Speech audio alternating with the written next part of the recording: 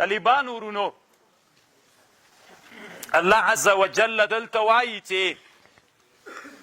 له مسلمانانو سره په ټولو کافرانو کې تر ټولو نه سرسخته دښمن هغه یهود دي. قرآن وایي یعنې د مسلمانانو سره تر ټولو نه سرسخته دښمن یهود دي او دویم مشرکان دي او مسلمانانو ته چې یو څه نږدې دي هغه نصرانیان دي. قرآن داسې وایي. علامه شهاب الدین آلوسی رحمه الله بیا دلته بحث کړی ده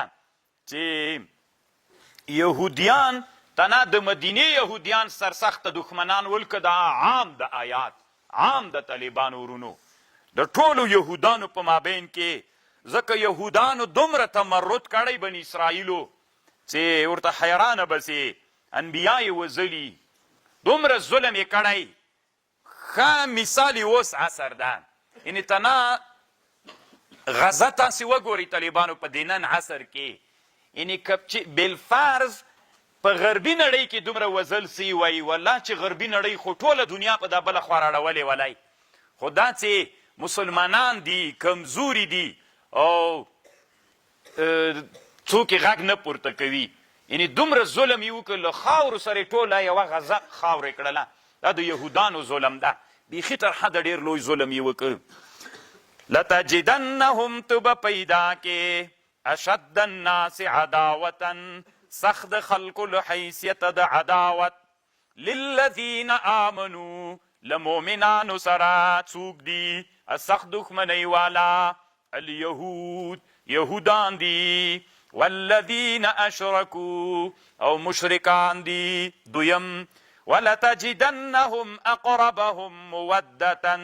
او نږدې به پیدا کې پیدا به کې نږدې له حیثیت د دوستي مؤمنانو سره څوک الذین قالوا انا نصارى ذلك بأن منهم دا په سبب د دې چې په دوی کې قسیسین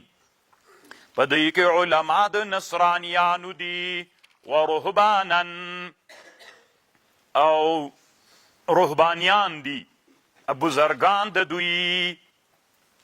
وانهم لا یستکبرون او دوی چې دی کبر نه کوي. طالبانو رهبانیان د نصرانیانو چې ول دوی به داسې عبادتونه کول دنیا یې مطلق پرېښودلې وله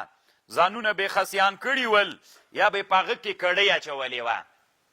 پیږئ که نه طالبانو هغه کې چې کړۍ واچوې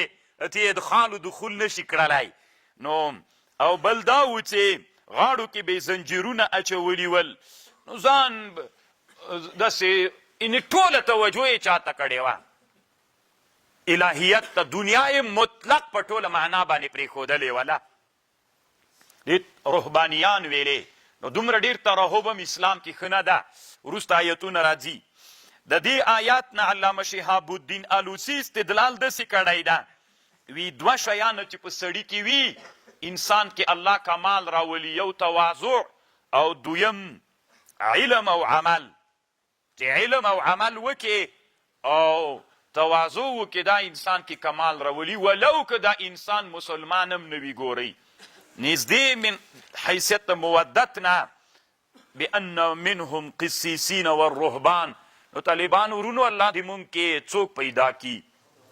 تواضع پیدا کی. طالبان ورونو امام غزالی رحمه الله احیاء العلوم کې په دې بحث کوي غرور ولې سړي کې پیدا کیږي اسباب لري یو له اسبابو نه علم ده سړي کې چې الله علم پیدا کی په سړي کې کبر پیدا کیږي. سړی چې وسله واچوي مجاهد سي دا وسله سړي کې غرور پیدا کوي دا برک کوټ چې واغوندې وسله واچوي نو دغسې به غلی غلی روانې دلته به داسې روانې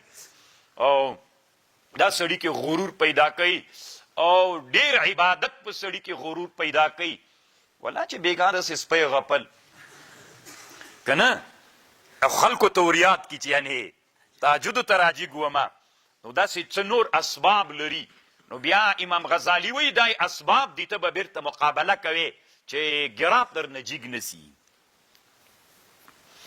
وَإِذَا سَمِعُوا مَا أُنزِلَ إِلَى الرَّسُولِ کله چې واوري دا نصرانیان ماغه قرآن چې نازل سوی د رسول الله ته ترا اعینهم ته وینې سترګې یې تفیض بیږي من الدمع له اوښکو نه بما عرفوا من الحق په سبب دغه چې دوی اورېدلی د حق په سبب دغه چې پوهېدل دی په حق یقولون وایي د نصرانیان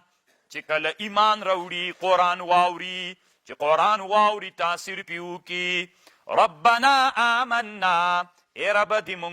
مونږ ایمان راوړی فاکتبنا مع الشاهدین ولیکه مونږ له شاهدینو سره دغه کسانو سره چې هغه شاهدي وایي د نبی علیه السلام امت به په ورځ د قیامت په نور ادیانو شاهدي وایي که نو دی به موږ هم له هغه کسانو نه وګرځوه چې خو مؤمنان به سو بله ورځ یو چا یو ویډیو نشر کړې وله یو سړي د انجیل تلاوت کاو ما ویډیو بیا نشر کړله یو د انجیل تلاوت کو طالبانو د دغلې بغلې نغلې داسې یو سره قام ته هغه کوله که نه ښه غږ یې وده او بل تورات تلاوت کو بل د قرآن یو کوردی حافظ و هغه د قرآن وي تاسې دغسې فکر وکړئ چې و زمانه کې دا د تلاوت له لحاظه کم یو حق ده ډېر خوند یې کړي طالبانو وما لنا لا نؤمن بالله څه دي مونږ لره چې ایمان لا نؤمن طالبانو قرآن څه ده قرآن دا څه رقم قرآن ده چې د سړي زړه نه ورته په تنګېږي چې دا پکې ورننه خو ووتې طالبانو ورونو ته وي چې دا مسله را حل کړم هغه ماښام در باندې راورسېږي مسله پاتې شي یعنې هرې خواته چې ورځي علوم یې نه خلاصېږي بل کتاب څه ده د علامه سید قطب زه یوه خبر تیر کوم طالبانه یوه صفحه وي په یوه ورځ کې 100 صفحې دی غږېدلي 200 صفحې غږېدلي یوه صفحه خبرې کې څومره ډېرې خبرې که ډېرې کوې که نه بیا به تاسې وي چې لیونی سوی وما لنا لا نؤمن بالله څه دي مونږ لره چې ایمان به نه لرو په الله وما جاءنا من الحق او څه دي او له وجې د هغه چې مونږ ته راغلی د حق ونطمع مونږ طمع لرو ان یدخلنا ربنا مونږ طمع لرو ان یدخلنا ربنا چې داخل مو کې رب مع القوم الصالحین لغه قوم سره چې صالحین دي فاصابهم الله ثواب ورک الله دوی ته ښه جزا ورکړه دوی ته بما قالو په سبب دغه خبرې چې دوی وکړل چې ایمان راوړ څه شی ورکړه جنات تجري من تحتها الانهار خالدین فيها وذلك جزاء المحسنین دا جزا د محسنینو ده والذین کفروا وکذبوا کسان چې کافر دي تکذیب کړی په آیتونو د مونږ اولئک اصحاب النار اصحاب الجحیم دا خاوندان د جهنم دي